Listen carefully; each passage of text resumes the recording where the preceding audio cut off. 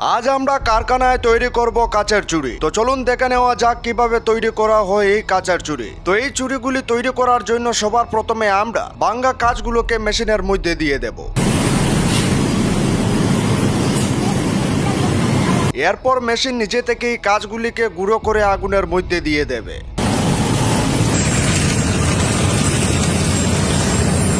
এরপর যখন কাঁচগুলি আগুনে গলে যাবে তখন আমরা আগুনের থেকে একটি লোহার রডের সাহায্যে কিছুটা গলানো কাঁচ নিয়ে নেব।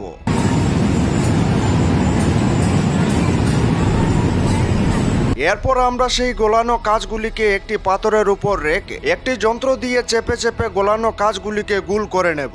গুল হয়ে যাওয়ার পর আমরা কাঁচগুলিকে আবার আগুনে দিয়ে দেব গরম করার জন্য। গরম হয়ে যাওয়ার পর আমরা কাঁচগুলিকে একটি ঘুরন্ত লোহার পাইপের উপর পেঁচিয়ে নেব।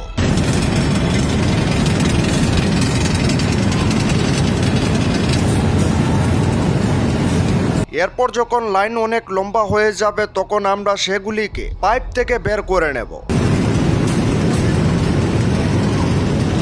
এরপর আমরা সেই কাঁচগুলিকে নিয়ে যাব আরেকটি জায়গায়, যেখানে সেগুলিকে কেটে আলাদা করা হবে।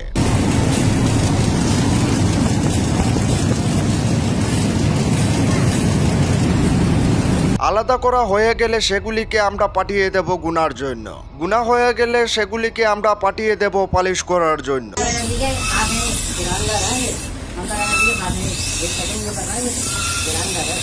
পালিশ হয়ে গেলে সেগুলিকে আমরা পাঠিয়ে দেব এতে নানান ধরনের চুমকি এবং রং বসানোর জন্য। রং এবং চুমকি লাগানোর পর সেগুলি থেকে যাতে রং এবং চুমকি ছুটে না যায় এর জন্য চুড়িগুলিকে আগুনে একটু আমরা গরম করে নেব। বেশ তৈরি হয়ে গেল কাচের চুড়ি।